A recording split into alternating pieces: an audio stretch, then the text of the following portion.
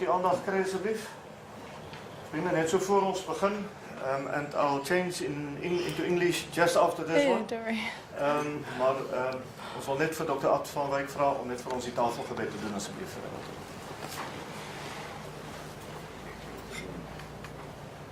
Ons almagtige en heilige God en Vader, skepper van hemel en aarde, Heer, ons dank U dat ons deur die Heilige Gees U woord het, dat ons deur Jesus Christus se genade kinders van U genoem kan word. Ons kom nog vanmôre, Heer, U ken ook die bekommernis en elkeen van ons hart oor ons land, al sy probleme. Maar door dit alles, geloof ons U en ons weet, U leef en regeer. U staan voor ons aan, voor U staan ankere af.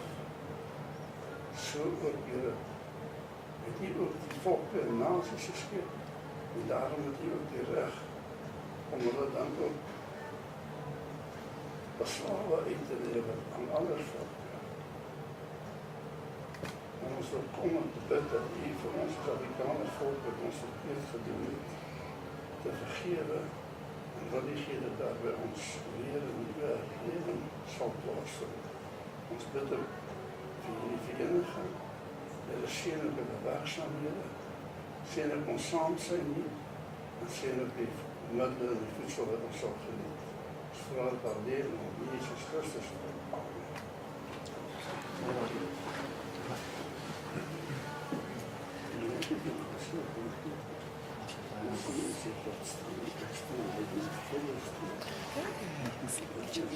Baie dankie Dr. Ad vir die gepaste wyse waarop jy geopen het. Dames en heren, ja, hier is 'n baie besondere geleentheid. I think this is a very historical meeting of Sege in three aspects. The first one is that this will be the first meeting of Sege that will be done in English due to our honorable guest that we have, Sorry. Emily Hobhouse. And in the first place, we want to welcome Emily. Thank you very much for the time that you made and all the arrangements that you made to be here today. We're looking forward to listening to you, and but later on a little bit more about that.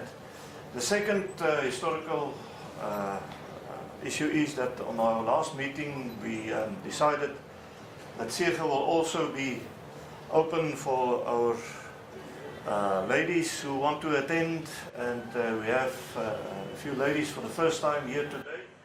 We also want to welcome them. And the third historical aspect of this meeting is that I also have to speak English. Now, I come from the West Transvaal, from the area of General de la Rey. You've heard about him, the Lion of the Western Transvaal. And we also always say, if in Western Transvaal, we only use English for self-defense. So, but at the moment we have to do it. Vriende, baie welkom vir die van u wat vir die eerste keer hier so is. Ek sien 'n paar gesigte rondom die tafel, en dan sien ek ook 'n paar mense wat lank gelede hier laas hier by ons was. Baie bly dat julle weer hier so met ons is. It is a long time since we had this room full of people, so Emily, all those people are very eager to listen to you. Okay. And we'll do that just after this. I think our waiter, Marianne, baie welkom. Daar is nog 'n sitplekkie, hier is nog 'n sitplekkie, asseblief. En dan dink ek, is nog lekker daar so. There's also a place here.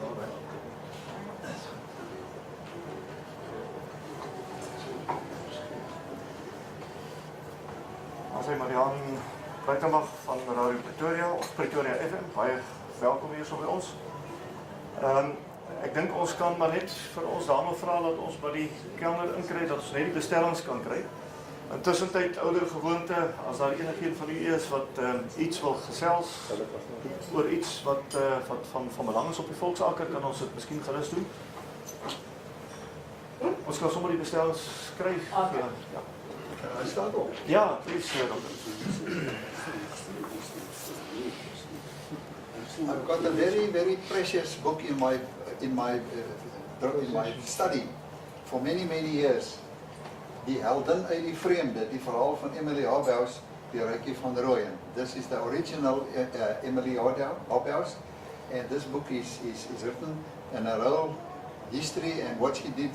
I suppose much of it you already know. But what really is interesting to me is that in I don't know when it was, my wife's mother, so my mother-in-law, she was at school. She was a girl at school in Bloemfontein. And when Emily Hobhouse was buried there, they have here on this photo there, I'll pass it on to you because you can just have a look. It's one of my precious possessions. In any case, my mother-in-law was a little girl at school in Bloemfontein, and she was one of the people that what do you call draas? What? Yeah. When because she was, as you know, she was buried there. Yeah. Have you visited her grave in Bloemfontein? Yeah, I have. Very nice. No, I've also been there. But she was one of the, and we often talked about that. But the rest, you know, how she had the British press, newspapers and so on, they just ignored her eventually, and eventually when she came with a ship down to Cape Town to come and help the poor people after the Boer War or the English War, they just sent her back. They said she's not allowed to come down. In any case, I'll pass that little book on to you, and I think it's quite safe to me. It's a cost. Dankie, Doctor. Precious. Ons kan net eers voor die bestellings neem, asseblief. Just Okay. what you want to have. We have a seat menu over here. Yeah. So you can change.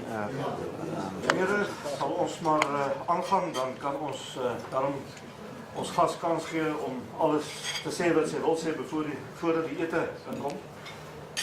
Ladies and gentlemen, thank you once again for being here, and a hearty word of welcome to Emily Hobhouse. Now, Emily, you're not that famous as your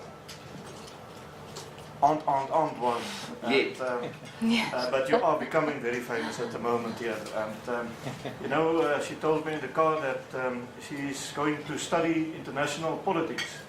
So I asked her if she wants to become Prime Minister of Britain. She said no. She's more interested in the international politics. I think that's a good thing for us, because when she becomes Secretary General of the United Nations, we will have a favorite ear to listen to our problems over there. So all of the best with all those studies. She also just told me that she's half German. So I suppose if all the people can understand German, she can also talk to us in German if you have a problem.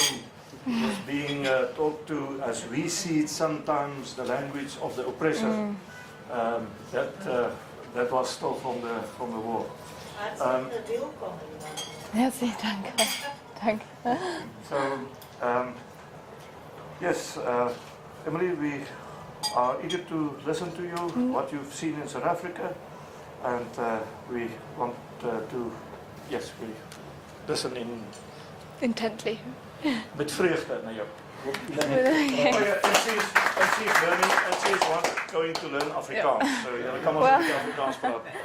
Well, yeah, thank you for the introduction, and thank you very much for inviting me, first of all. I think it's actually a great honor for me to be able to speak to all of you. And yes, I am very sorry that I don't speak Afrikaans. Actually, in England, it's always assumed that everybody speaks English in South Africa. And I didn't realize before coming here that there was still such a strong Afrikaner culture and such a strong Afrikaner language. And it's always so funny because, you know, all of you are expected to speak English, whereas the British people can very, very rarely speak Afrikaans. So, you know, it's a bit hypocritical. But thank you so much that I'm allowed to talk to you in English. And I hope you can all understand. So, yeah, First of all, sort of a small introduction to myself. I am 19 years old, and I've just finished my studies in Germany. So I decided before going to university and so becoming boring and studying and getting a job, I should, explore the world a bit more and sort of decide where I want to be. And sort of it's seen as a rite of passage in my family to go traveling and pick your part of the world where you're interested in. And so suddenly, 1.5 years ago, I thought, oh, so where am I going to go on my gap year? And just, South Africa. It was just came to me all of a sudden, and it was just so obvious because I am named after Emily. So my father is a very, very avid fan of hers, and had to wait a while until his 4th child, until he was allowed to call her Emily. So here I am, and I thought it was quite a good idea to go and explore my heritage and my legacy and where my name came from, because my family, we know about Emily, but the connection has been lost. So Emily herself, as you probably know, didn't have any children, and she had one brother whose granddaughter is actually quite a famous writer and writes a lot about Emily. She's called Jennifer Baum, or she used to be Jennifer Hobhouse, and she now lives in Canada, and she's an old woman now, she's about 90, and she also, the name obviously didn't continue through her, so I'm related to Emily through Emily's first cousin, Henry Hobhouse, who was my great-great-grandfather, and who was a Liberal MP in Parliament, in the British Parliament, and actually was very active and worked together with Emily to help the reforms of the concentration camps. And he was very much involved in the Liberal political crowd, from which Emily received a lot of her support. So that's my blood link. But yeah, as said before, the connection was lost, and I wanted to go and rediscover who Emily was, and if she was still known, and I knew nothing. I remember as a child I was always very superficial about the whole thing, and my life aim was to get my name above hers on Google. That was always what I wanted, but ultimately I knew nothing about her. So I came here, and I arrived in Cape Town. And I met up straight away with a journalist called Elsie Brits, who's about to publish a book on Emily in August. And she told me, the basic things. And before I came, I'd also read an old biography by John Fisher. And I got all the basics about her life, and I knew what she'd done. But this meeting, she told me, Emily's famous and she's such a great woman and da-da-da, but I saw no signs of her in the Cape. And I'd seen no signs of her in England. In England, she's unknown. Nobody knows who she is. So the Cape, which is obviously was British colony, there's nothing there to my knowledge. So I happily stayed in Cape Town for a week, which I thought was a lovely city at the beginning. Actually, when I returned there, I didn't like it so much. I preferred Johannesburg. But I stayed there for a while, and then I kept traveling along the south coast, and I embraced the whole tourist industry of South Africa, which is booming and is very good. But everywhere I looked, there was just no sign of Emily. So I sort of lost the thread, lost the motivation, maybe, to look for her, because I just had no idea where to start. I only had one contact who, it was difficult to create a network. And then when I arrived in Pretoria, after going up through Lesotho, the Free State, northern Free State, and I arrived in Pretoria, I suddenly was invited to visit the Voortrekker monument here by a friend of a friend who knew I was here and respected Emily and wanted to help me. And by chance, when we were there, we then went on to the Irene concentration camp, and there, basically the owners of it, they kept it up. They were there as I was visiting, and I said, I'm Emily Hobhouse, and they went, oh my gosh, really? And always this flabbergasted look, and it was the first time where I'd seen this reaction to someone on the street who had said I was Emily. So he then built up a huge network for me, and which has just gone on and on and on. And I was on the radio actually this morning again, and that then created loads of feedback, and loads of people got in contact with me. And it's been incredibly overwhelming and wonderful, and only then could my research really start. So, yes, is a scar, a huge scar on the hearts of all Afrikaners, and its effect is still very traumatic, and you can feel the emotion when people talk about it still. And it's an extraordinary thing, because in Europe we're taught to view history very rationally, and even talking about the Second World War, it's all just about facts and dates, and there's no connection with the previous generations with us. Whereas here, people come to me and they tell me, oh, my grandmother or my great-grandmother, she was in this camp, or my grandfather fought here and was in this battle, and everybody knows exactly the history of their family and what their family were doing during the Anglo-Boer War. And this is also why there are so many, there's still some bitterness left, especially towards the British. The fact that English is still the language of the oppressor.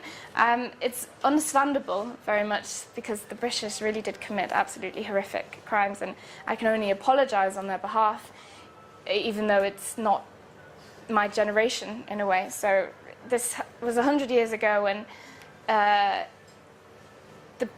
they were men of their time, and they were just doing what they thought was right, which is a phenomenon in history which is repeated and repeated and repeated. And what you have to try and do is you have to try and understand what caused these men to declare this war and just fight and be very cruel.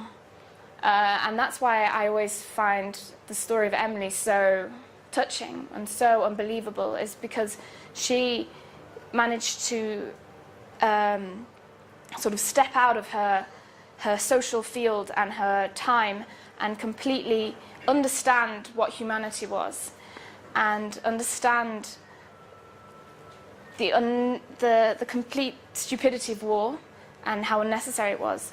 And there's a famous, I was talking to another author who's written a book on Emily, and he said Emily's whole idea was, it's not us and them.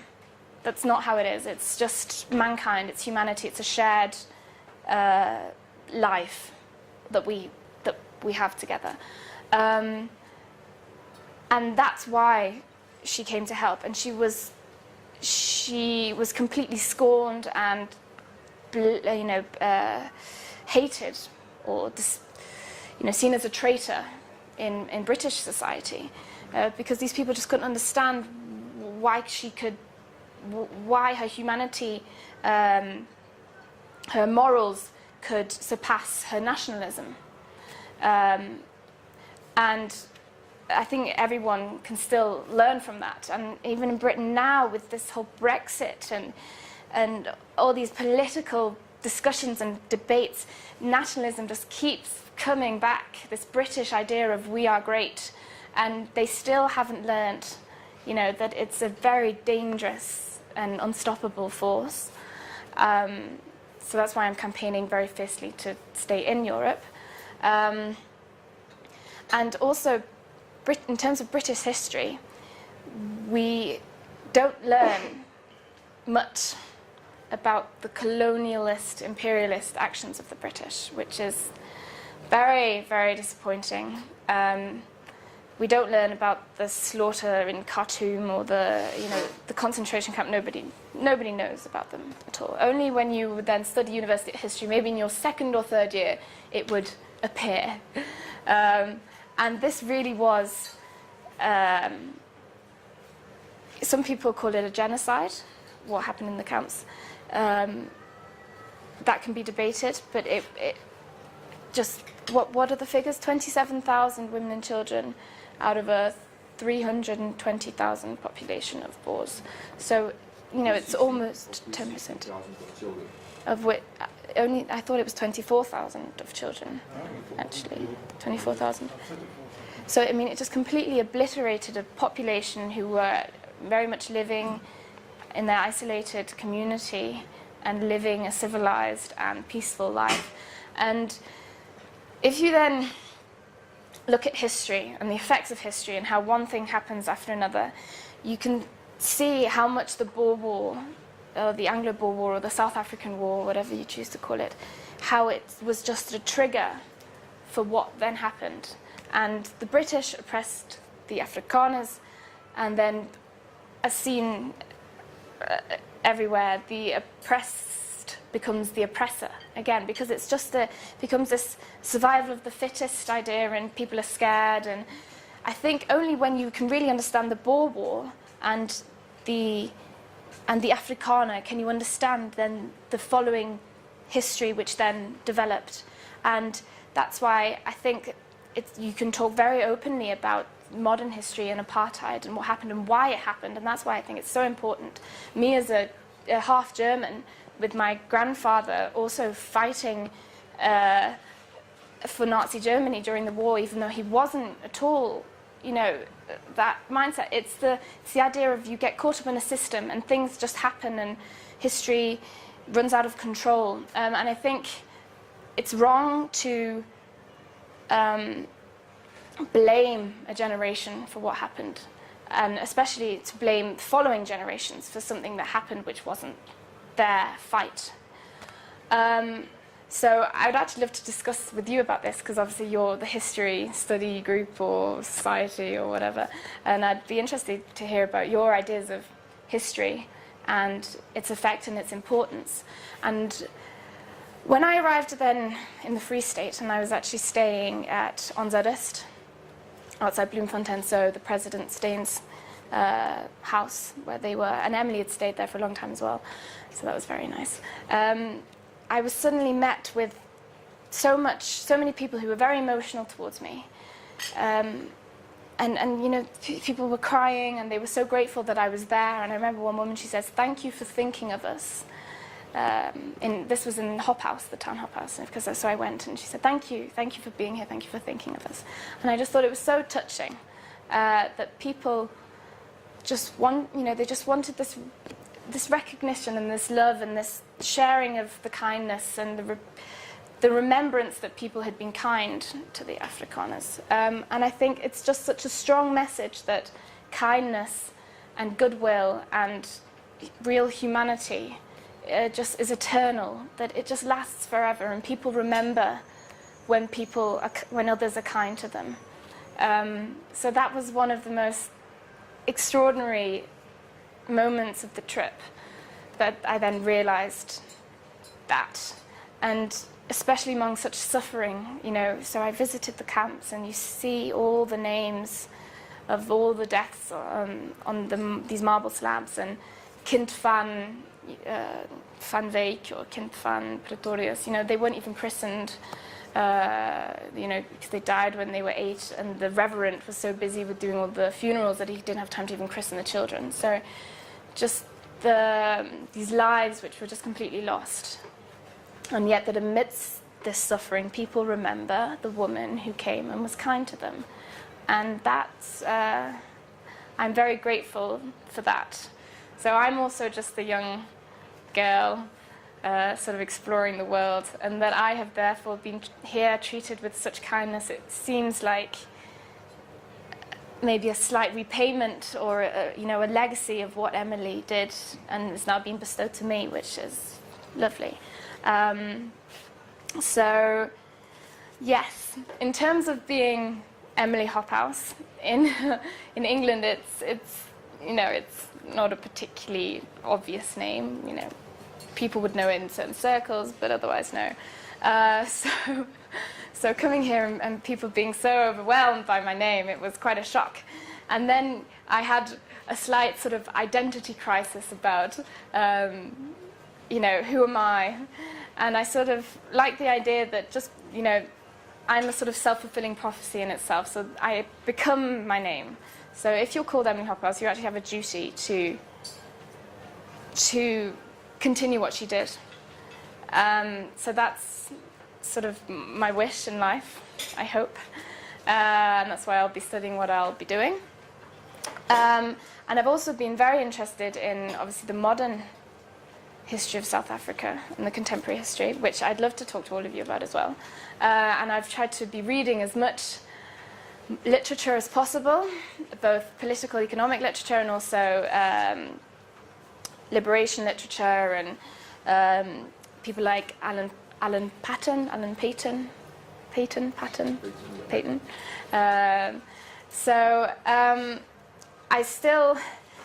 I mentioned on the radio this morning, being in South Africa, you go through such extremes of one moment you're in complete desperation and you're thinking, gosh, this country, it's going to the dogs, and, it's Zuma, and it's such a disaster, and you were telling me about the terrible the farm murders, which is also just a whole horrific thing in itself. And then all these things, they get to you and you're like, oh, this is such a shame. And then suddenly you wake up the next morning and you see this blood orange African sun, and somehow it's all right again, and you have so much hope for the future. And I'm so convinced that even though humans can be capable of great evil and corruption and greed, everyone is also very capable of great kindness and good. And as long as people remember that and don't become pessimistic and skeptical, then we can keep working towards a future and hope for a time when politicians won't be so selfish and corrupt. So I hope that I want to bestow a positive message here as well, because as an outsider, it's often you look more rationally upon a situation and you don't get so involved with the emotions and the annoyance of everyday life. And I just want to, say to you, or dish out my optimism for this beautiful country which you live in. And I'm very jealous that you live here as well, because in England everything's so close together and full, and here you have space and beautiful long green hills. And so thank you for that. Thank you for having me here. I hope I've talked long enough or too short. I didn't really make a speech, and I don't think I've said half of the things that are on here. But yeah, it's a South African flag, so you can see my sort of... Yeah, thank you very much for listening. And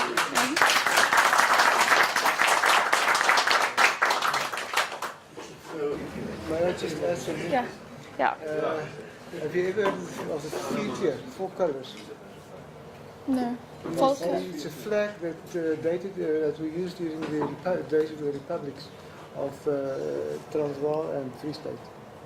And that flag has got much more sentiment to us than this one ever had. So, but anyhow, there's one thing that you may have forgotten, and that is that the British involvement in South Africa also contributed to the Afrikaner folk growing close together, and they also separated the, shall we say, the bad part, a political bad part of the Afrikaner from the more, shall we say, honourable part. And that is one of the contributions that the British involvement resulted in. Yeah. So you mean it created this radicalization? And it created that, shall we say, that sternness of being an Afrikaner. Yeah. And digging this out, that out, and even fighting liberalism, etc., etc. Yeah. I mean, So that is one positive point I would attribute to the British involvement in South Africa. A positive point. Yeah, it's a positive point because it made us, the Afrikaner, one to fight against all these threats that we have from the outside. And it also separated the verraaiers from the property, the traitors from the property Afrikaner nation.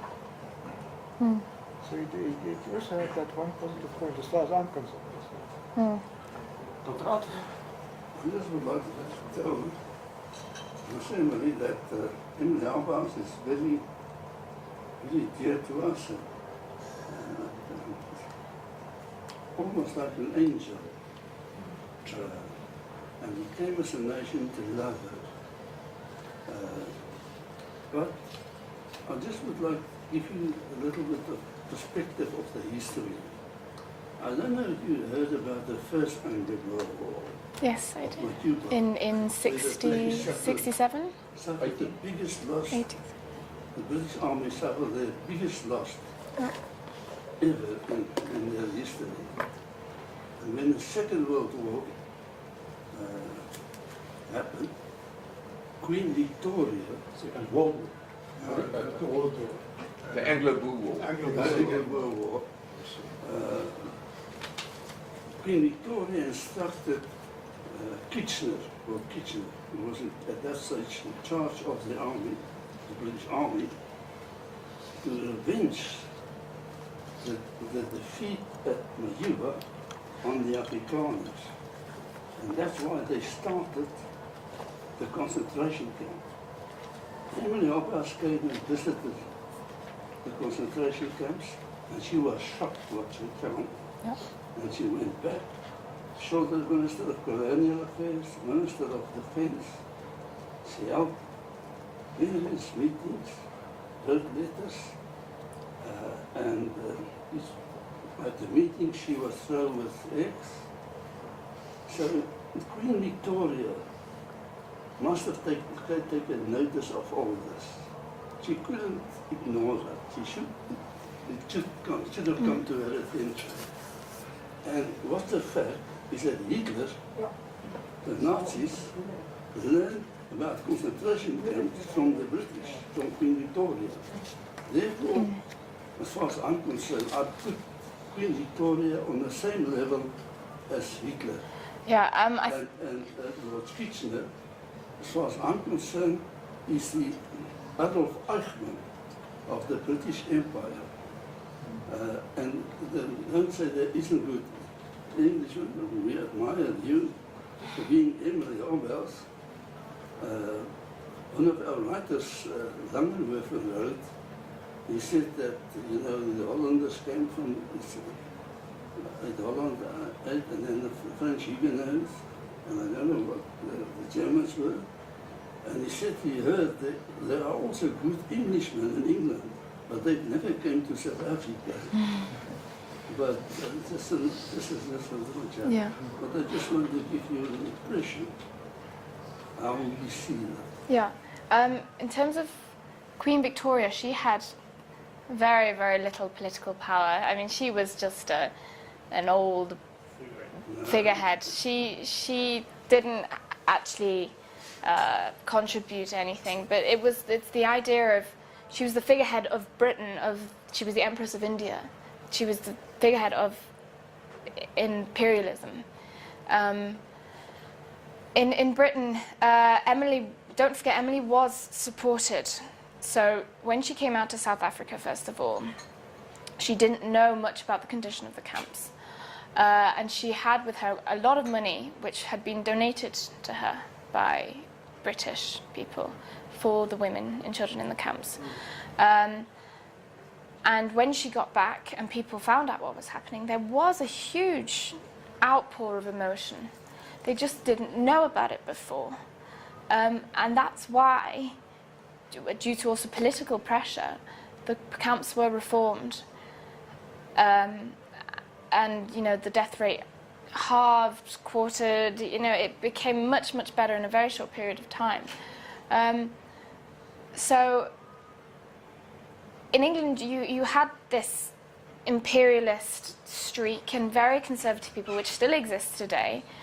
But you also have this liberalism, which has been present in England for a long time. And I think one mustn't forget that. And you can vilify a few people, yes, vilify Kitchener as much as you want, but it's important to understand also the time and how they thought in their education and the propaganda, and that they actually thought that they were saving the world and making it better, bringing civilization. That was what they thought. There's no need to hate them for it. Andries? Emily, Yeah. yes, I want to thank you. We very much appreciate you coming here and talking to us. You would have realized that it's not possible to learn a country's history within a few days or a few weeks No. touring that country. Not at all. And you have the disadvantage of not understanding Afrikaans. And most of this history is written in Afrikaans. You will find very few reliable sources in the English language. It's interesting that you mentioned that one of your forebears was in the Liberal Party. During the war, the Liberal Party very, very strongly opposed the war. And it's interesting if one read the debates that happened that time in the British Parliament. Yeah. And the kind of language that they used to criticize the British government. Yeah, But at the same time, it's interesting that after the war, when the Liberal Party came into power, they didn't hand back our independence. They gave us sort of self-government, yes, within a few years, and afterwards we became in union. But I think it would be a very good thing if you would be able to read the direct accounts, the affidavits of the people who experienced those camps. Then one comes under the impression of the horrible way they were treated. It's now more or less winter time. If you go to the Highveld it's very cold. and you sleep there, say for a night, one of those extreme cold nights, and you just think yourself, while you are lying in your bed, warm, covered with blankets, and it would be your home, and then somebody, a party of armed men come there, they chase you out of your home. You are allowed to take some belongings, but only that you can carry with your hands. Maybe you have a small baby, 2-3 days old, and you are chased out of your house and the house is burnt in front of you. And you have to look on. And then you are chased like animals on your feet over that cold felt. You know, that sort of thing. And the one after the other account tells us how those things happened, and then one can understand the bitterness, because after the war, after peace was concluded, Mr. Milner, Alfred Milner, he said, yeah, but the war still continues. It's no more a war with bullets, but it's war still. And that's what we experienced throughout our history from that time on until this day. The reason why we lost our independence, why we lost our country, is to a high extent attributable to the British involvement in South Africa. They accommodated the ANC's headquarters in London. And if one study the diplomatic actions they took, they continuously put pressure on us to give away our independence and to give the vote to the majority and to today we have the black government with all the consequences. Now you would have read and heard a lot about apartheid. I'm a staunch supporter of apartheid, and I believe all these people around the table are. And apartheid was no oppressive policy. If you read the truth about apartheid, read Dr. Verwoerd's statements, some of them are in English, then you'll find that apartheid was everything but oppressive. The black people here in the white country, they didn't have the vote here, but they had the vote in their own countries. The countries that were historically theirs. And we gave them independence there. And we did a lot to uplift them, more than any other nation has ever done to other people. So there's a lot to learn.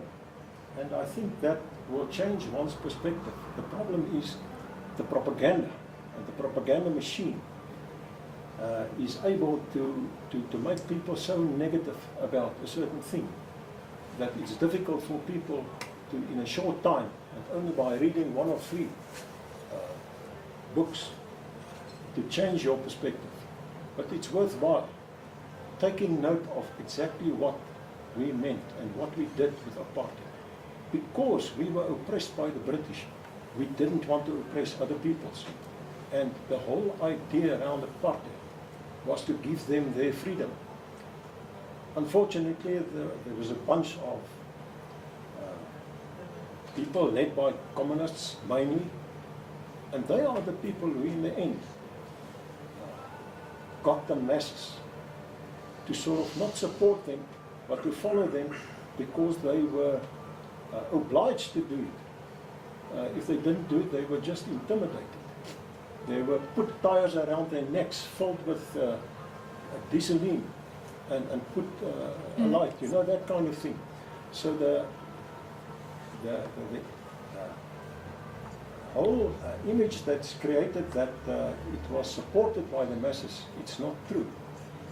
But as far as Emily Hobhouse is concerned, I believe you've been at the Women's Memorial in Bloemfontein, and you would have noticed that the Afrikaner had such high appreciation of her and the work she did, that she is one of the very, very few who has been buried at the foot of that Women's Memorial. And I think we couldn't have done a bigger honor than that. So you can be proud to be a descendant of such a lady.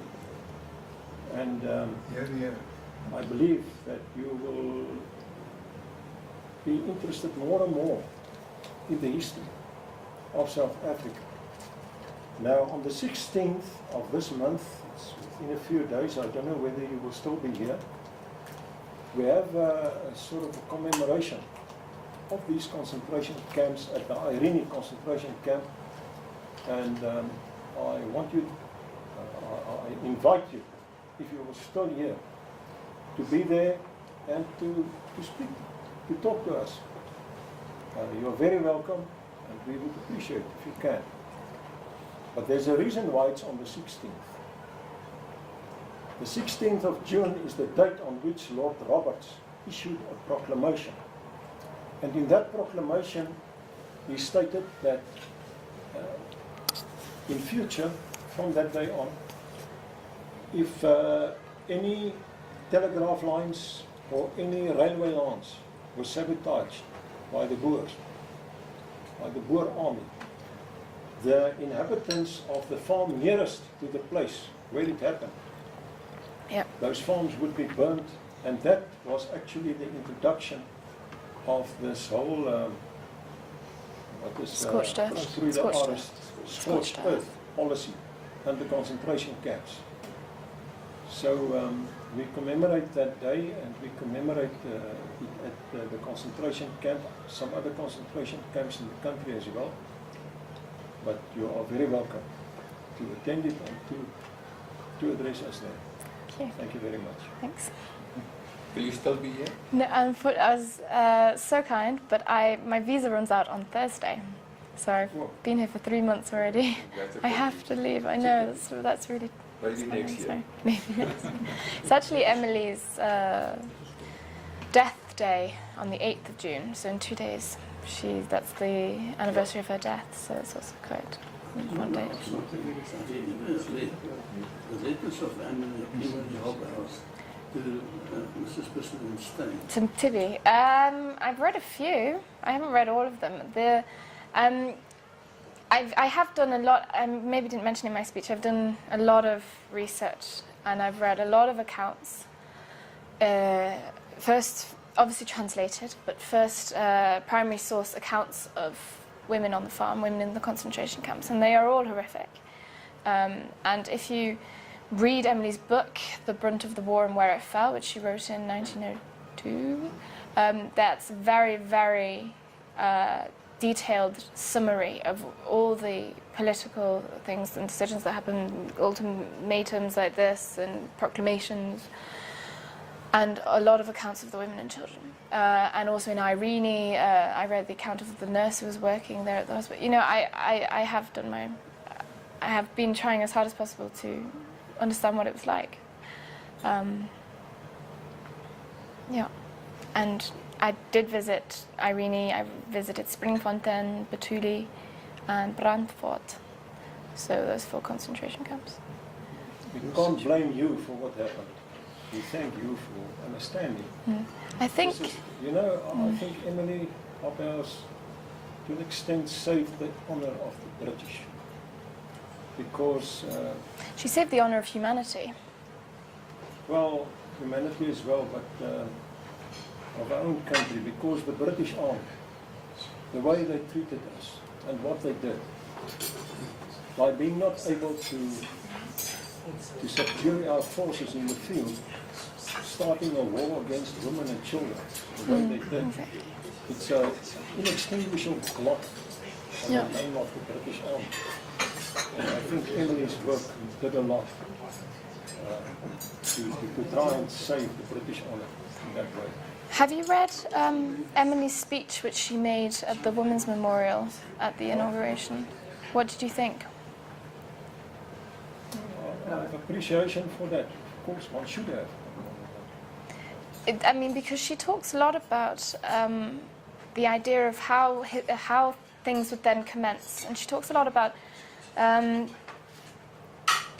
here you go, bury unforgiveness and bitterness at the foot of this monument forever.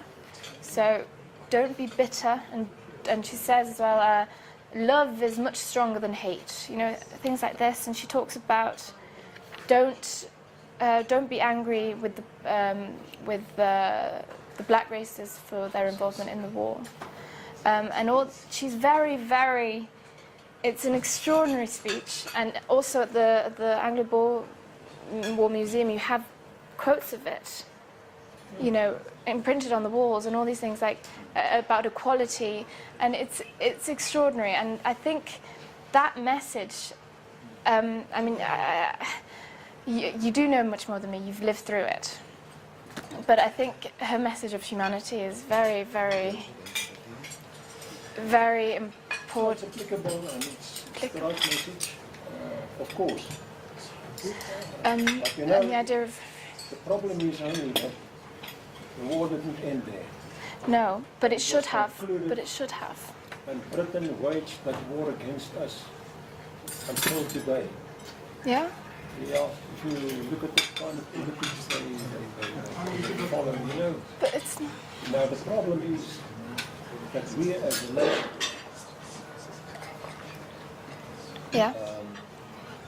is threatened by extinction. Yeah.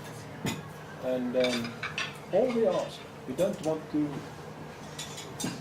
govern anybody else, we don't want anybody else's land. We just want to be allowed to be a nation on our own. Okay. Living in peace with the other nations on earth. Yeah. And that's all we ask, and that's all we strive for. Okay. And still do. I think people should realize that as well. Mr. Chairman, just add Is, the original I think, name. okay, but I think we just stop the question and answer now that we can have a Nice. nice lunch and that we can eat before all the food is cold. yeah. The last one before the lady has got lunch, please. No, you mentioned apartheid. Eh? Yeah. But that Sorry is- if that's a bad No, subject. no, I'm but, sorry. But the actual name of that was separate development. Okay. And then, for political reasons, the opposition party at that time sort of, put pressure on apartheid for political purposes to try and, these old supper, as we call them, they tried to prevent the National Party from taking the government.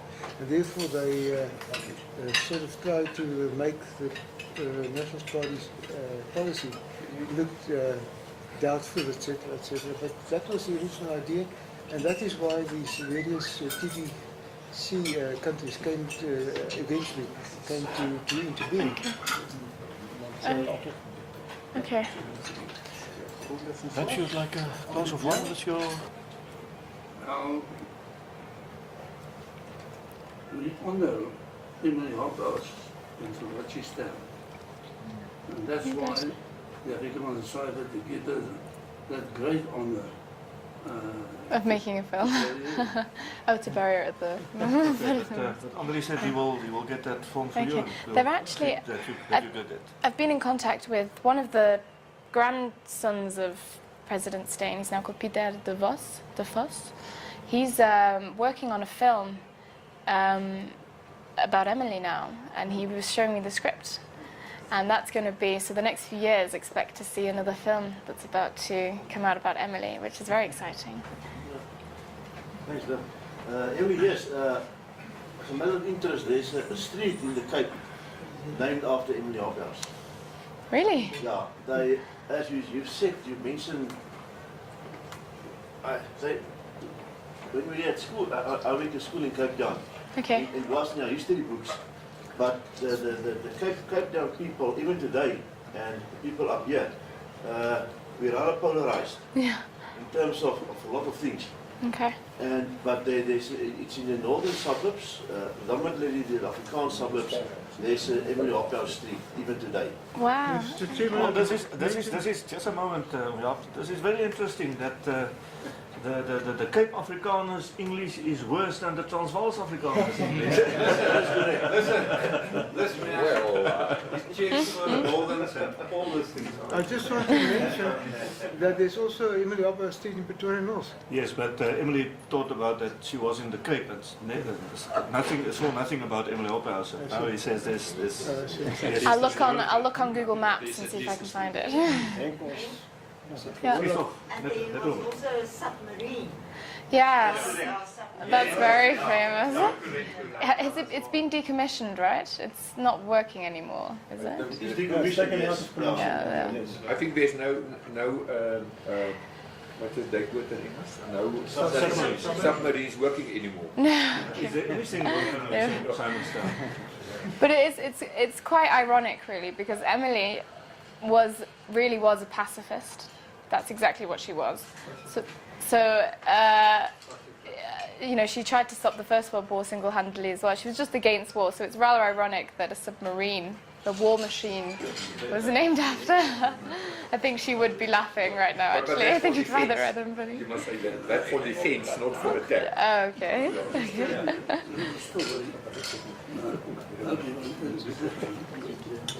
My wife's grandmother, Yeah. she was 9 years old at Philippolis when they drove them, burned down the house, killed the sheep with bayonets into the ground, and they killed them with their bayonets, and then they chased the next lot onto the dead ones, and the blood running in the footpaths right up to the house. And then they were marched right in the winter and into what we call a cattle truck, train truck.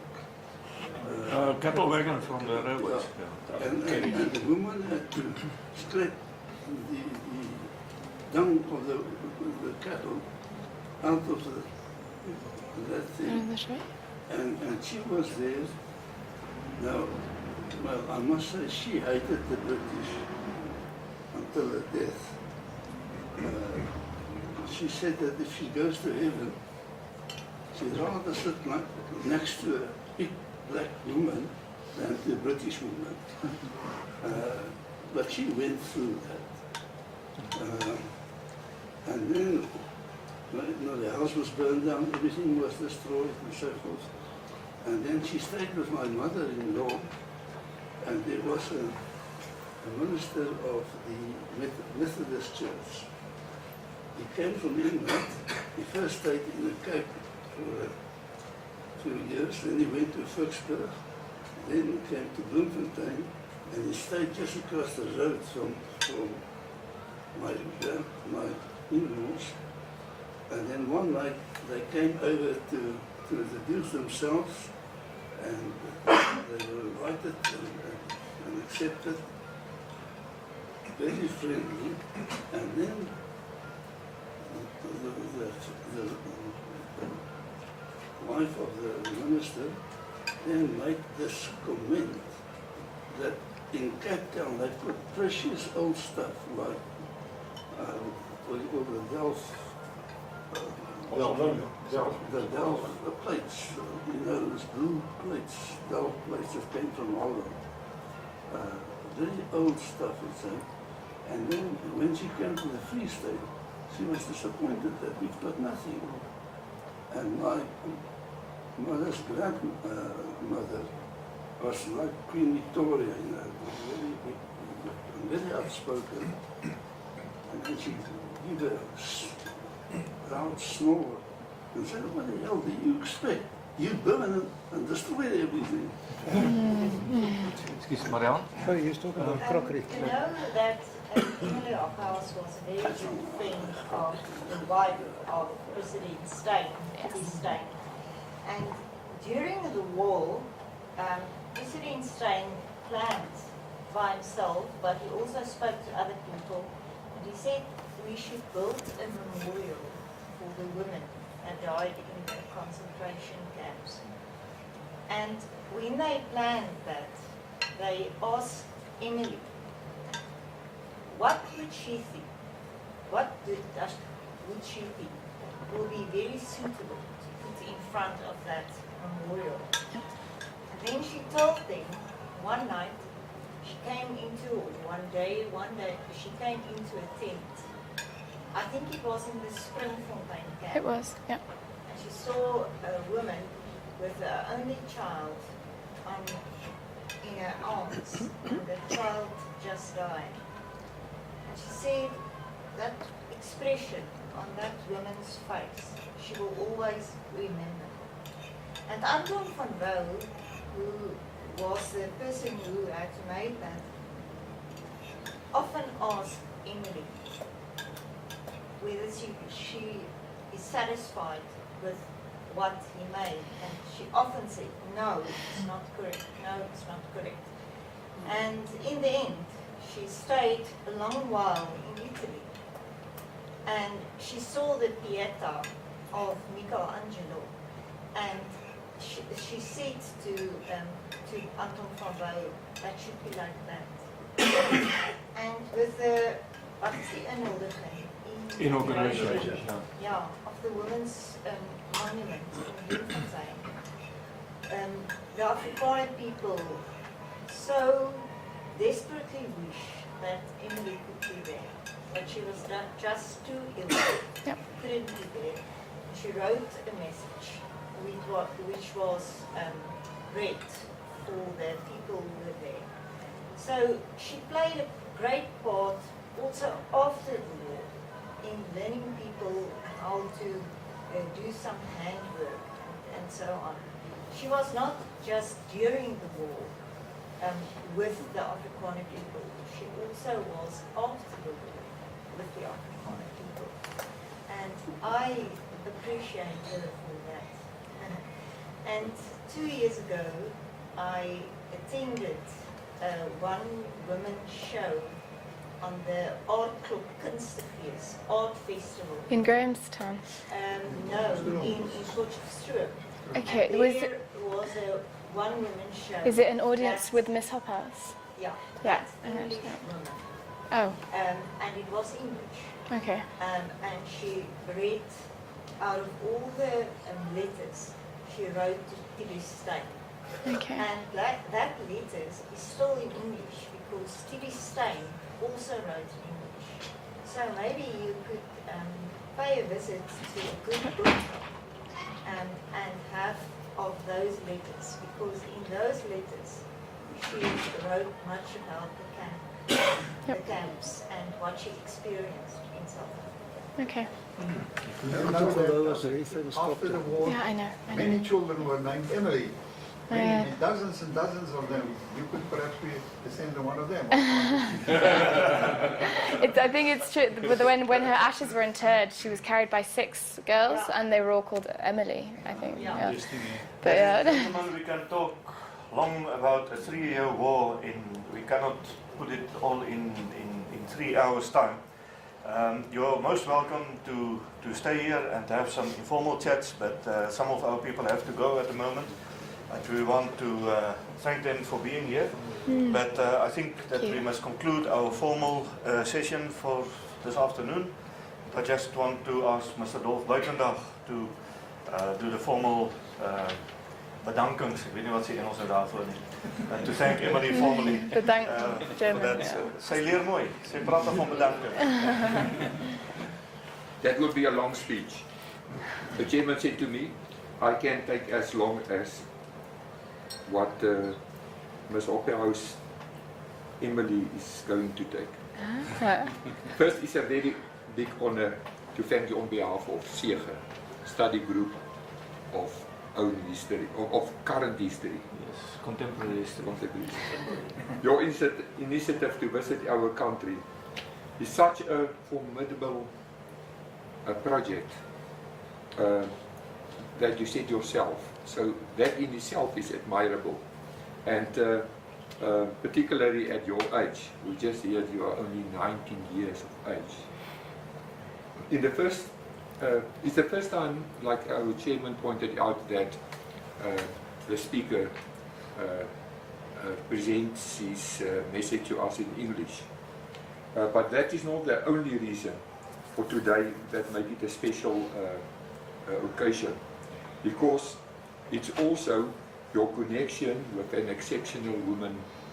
Is it 90 years ago that she died? I think so. 1926, 90, yeah. 90 years ago, exactly.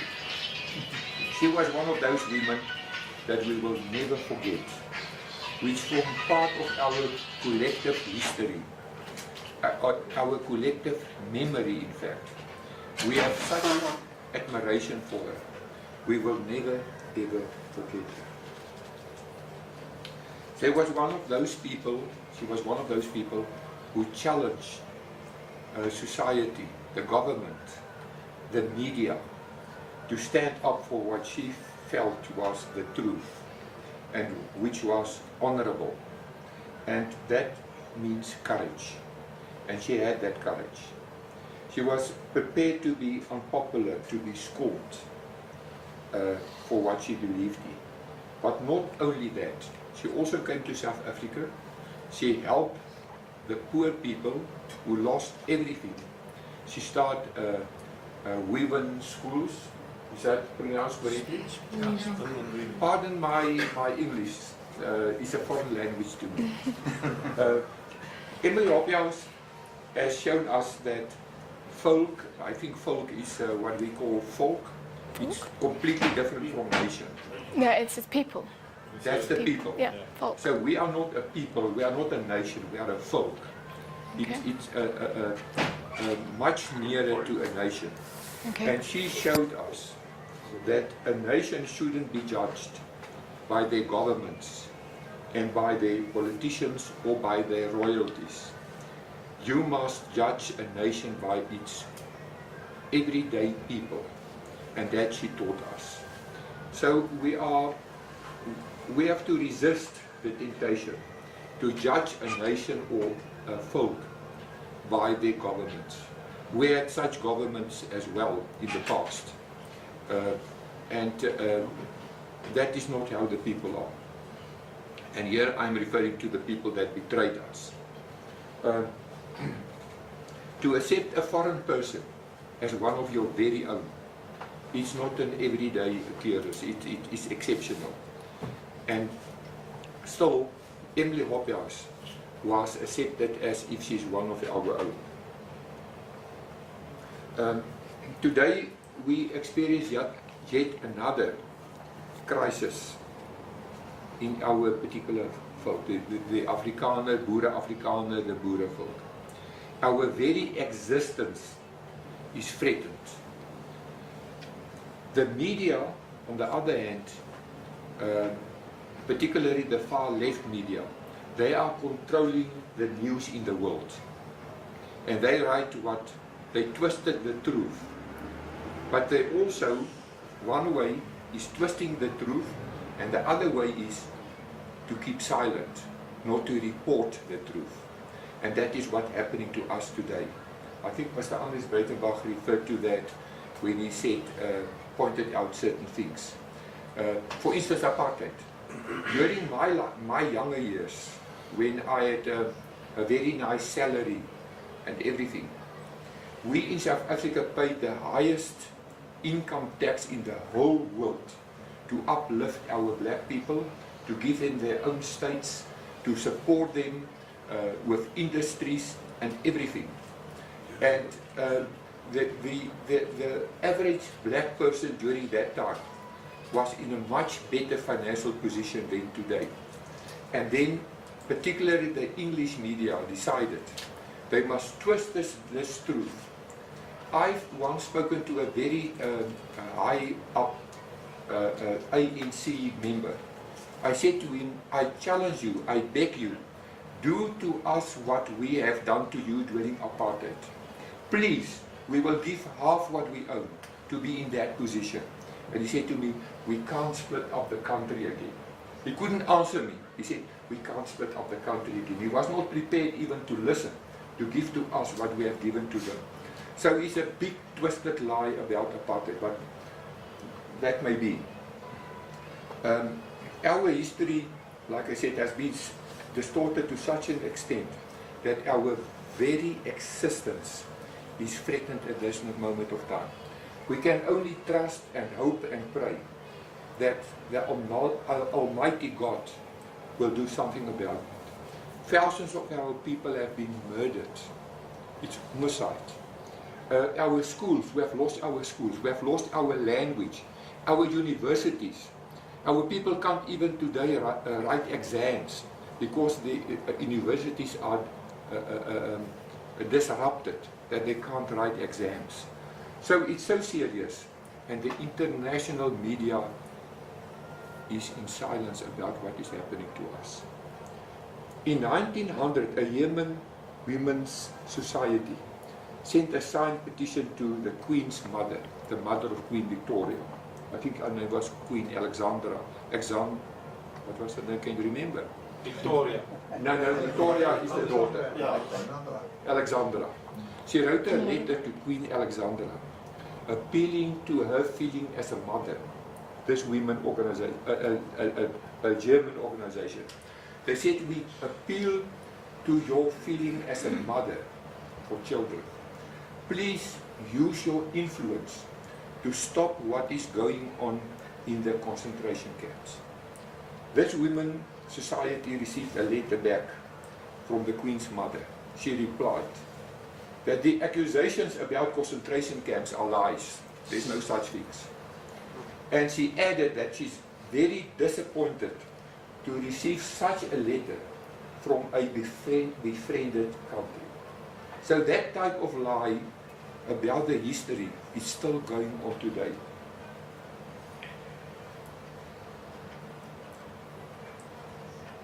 We can only say thank you very much for coming to South Africa, to experience the truth firsthand, to listen to us. We know when you go back, you will think about these things that we told you. Because the people that are sitting around this table, they are the people that had been in that war. Not the people in the Cape, not the people a lot of the people at the universities that you visited, but this very people around the table, we are the grandchildren, etc. from those people. And our parents have told us this. And we know that what we have said to you, you can't do yourself much about it, about our current situation. But we know that you will tell the truth to one other person. And any other person that knows about it is already some progress to convey our message. We would like first, and Mr. Chairman, I now delegate or whatever, participate with someone else. We are going to shower you with presents. The first one is Andries. May I ask you, Andries, to do this because you have to take all the effort to do that. And then I carry on with it, but I'm nearly finished. Emily, yeah, you would have realized that we are not so fluent in the enemy tongue, but collectively we can express ourselves. We have a small token, and I just must narrate the history of it. During the war, Emily visited the Brandfort concentration camp amongst others, and there was one of the ladies, she had a capelet, and that that capelet slid off her shoulders continuously. And then Emily, and it was bitter cold at that time, Emily took off her brooch and she pinned that capelet so that it couldn't slide off anymore. But after the war, that brooch was handed over to her daughter, and in the end it ended in an archive, one of the church's archives. But during the commemoration of the Anglo-Boer War, which was 16 years ago, a replica was made of that brooch, and it was sold. And I want to show you how what that replica looked like. Unfortunately, I don't have one that I can hand you, but I can give you a sort of photograph with the history of it. And I would very much appreciate if you can take this. I love. And you can. Thank you so much. maybe, Wow. Thank you. No, it's my pleasure. Thank you. Then another thing we would like to give to you is this card signed by our chairman. And then, as you may know, that one of the things that Emily did to these people that have lost everything, their farms, their cattle, etc., she started to with weaving schools. Yeah. And Irene, which you visited with this concentration camp, there is one of them as well. And we got it from that school. So we would like to give you some of the weaving things, as well as this, what you call it, woven lace. Yeah. Yeah, so please accept that with our thanks. Oh my word, thank you so much. That's so kind. Mr. Chairman, I'm nearly Thank finished. you. All I would like to say is to Mr. Hobhouse that first, we wish her a pleasant stay. We thank her very much for the message. One of our ladies warned me, she said, don't get emotional because men are inclined to be emotional. Perhaps he made a joke, but listening to you, I was on the brink of being emotional.